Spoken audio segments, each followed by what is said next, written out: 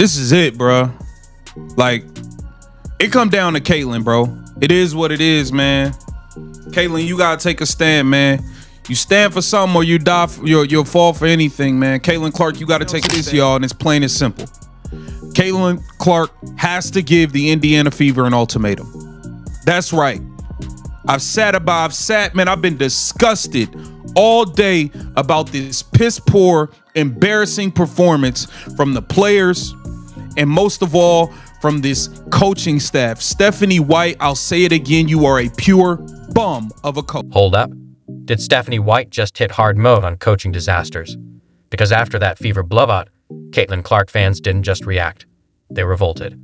Pitchforks, memes, and more smoke than a Waffle House at 3 a.m.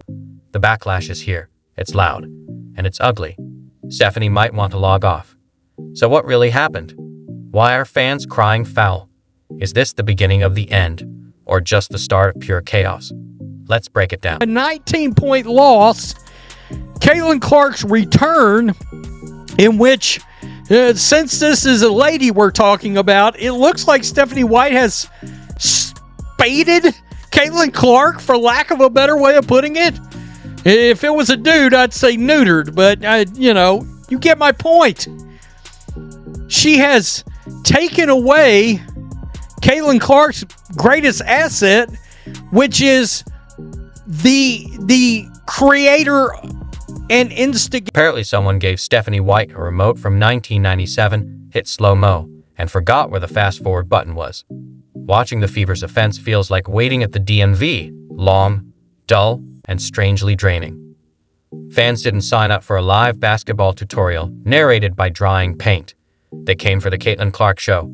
Instead, they're stuck with endless reruns of Where Are They Passing It Now?, starring nobody cutting and featuring no spacing. I'm getting concerned about Caitlin Clark's future with the Indiana Fever, because it's not just that they're losing these games, it's the manner in which they're losing. It's the low shot attempts from Caitlin Clark. It's the low usage from Caitlin Clark. It's the having her in the corner, coming off these screens, getting the ball on the wing, and then her losing the basketball, keep getting the ball in these unfavorable positions. She is at her best when she's pushing it up the floor, coming off the screen with Aaliyah Boston. You're not even doing that anymore. It seems like the Indiana Fever aren't prioritizing Caitlin Clark's growth as a player, but what they're prioritizing is the system of basketball that Stephanie White has ran through. Fever offense has all the urgency of a Sunday nap. There's Clark, buzzing with energy, darting through screens, ready to launch the next highlight into orbit, while her teammates jog around like they're hunting for an Uber. Meanwhile, poor Caitlin's left watching the game plan dissolve like sugar in lukewarm water. She's not just the best point guard in the league. She's doing it while babysitting a system that looks like it was sketched on an IOP napkin. A lineup yesterday, Aaron McDonald starting at point, Kelsey Mitchell's at shooting guard, Caitlin Clark's at small forward. And I'm like, what is going on? Are we trying smaller lineups? I guess, okay, but are we doing a point forward situation? Is that what we're doing? We're doing a LeBron James point forward. No, the hell we ain't. We ain't. We're just running the same old, I want to say same old offense, but I don't know. And let's talk about the coaching staff, whose decision-making looks like it involves a dartboard, a blindfold, and a deep faith in chaos theory. Benching Lexi Hull? That's not strategy. That's a cry for help. She's the one bringing defense, hustle, and actual spacing, yet she's the first to get yanked. Meanwhile, the rest of the lineup drifts around like a flash mob that forgot the choreography. Fans are literally running screenshots of these rotations through AI just to figure out if anyone knows what's going on. Stephanie White is not going to change. Stephanie White is not going to stop until her style of drag everyone down to their level basketball prevails. She's not going to change. And I do not think that we're going to see very much of Stephanie White, or very much of the Fever playing good basketball. Meanwhile, Caitlin Clark is out there dropping perfect passes into the void, threading needles to teammates who catch the ball and then spiral into existential crisis. Dribble, hesitate, pass back, reset, repeat. That's not a style, it's an affliction. It's like the coaching staff found the one speed that makes Caitlin look ordinary. You got the league's most electric point guard, and half the time she's parked in the corner like she's waiting to sub in. Newsflash, the corner isn't her destiny. It's her punishment. Honestly, swap the Fever's offense with a middle school pickup game and nobody would notice. Actually, scratch that. The kids would at least run the floor. You've got a generational shooter and passer, and instead of letting her create, you've got her handing the ball off and disappearing into off-ball exile. This isn't basketball. It's witness protection. As long as Stephanie White is here, we'll never see the true greatness that Caitlin Clark has within her. We'll never see it. Caitlin Clark has to march up to that front office and say, hey, look, either you guys are going to fix this and we're going to do it my way, or I will not put on this jersey and I will not allow you guys to profit off of me any longer. It's that simple. You want her or you want me? I'm going to pick the coach. I'm going to tell you what player. Fans are done.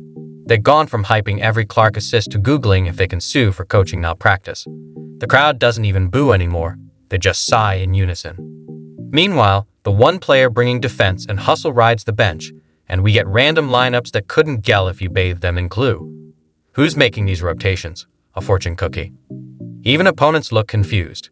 They prep for Clark, get 3/4 of off-ball wandering, and win by just showing up. And Caitlin?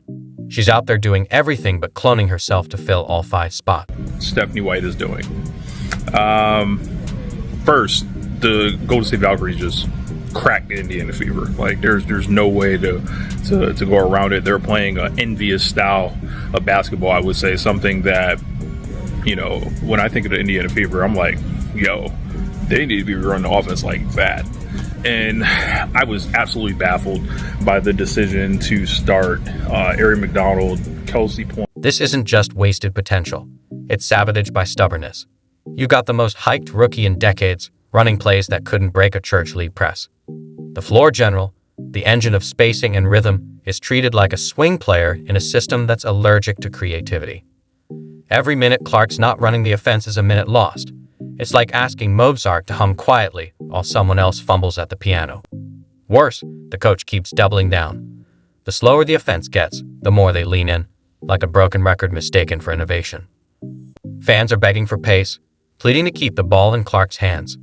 Instead, they're getting rotations that feel like performance art, except no one's clapping at the end. Offense, and Caitlin Clark is not a player that plays within an offense. She is an offense. Caitlin Clark is more of a James Harden type. She's more of a Luka Doncic type. She's the type that you have to give the ball to and allow to do whatever she wants to, but Stephanie White is putting her in this box. There were so many plays where Ari McDonald would bring it up and then Caitlin Clark would come off these screens that weren't even good screens. They weren't even good picks. And then you're seeing the Indiana Fever offense totally crash, or Caitlin Clark might not touch the ball until 9 seconds left in the shot clock because it went through Ari McDonald, it went through Sophie Cunningham, and then finally it goes to Caitlin Clark and she has 9 seconds to actually make a shot. Caitlin Clark is obviously the reason why The Fever don't just look lost, they look committed to it.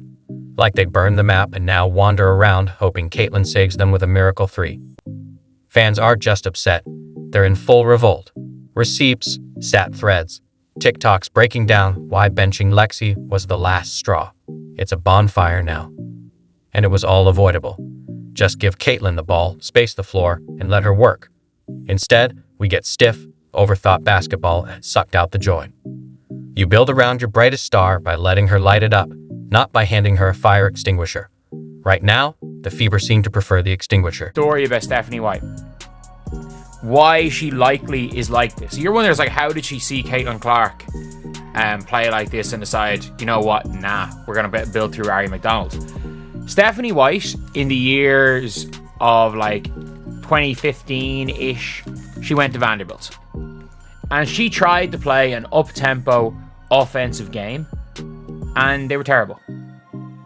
They were terrible. She couldn't win a game. And then she goes to the Connecticut Sun and says, screw offense. And by the way, that Connecticut Sun team of good offense players. Bree Jones is a good offensive player. How do you summarize kind of what you saw out there? No, I was disappointed because I felt like there was a lack of competitive fire. With the exception of about 2 5-minute spurts, our attention to detail was poor. I'm not sure if it's not knowing the game plan as much as, because if it's not knowing the game plan, then that's a whole nother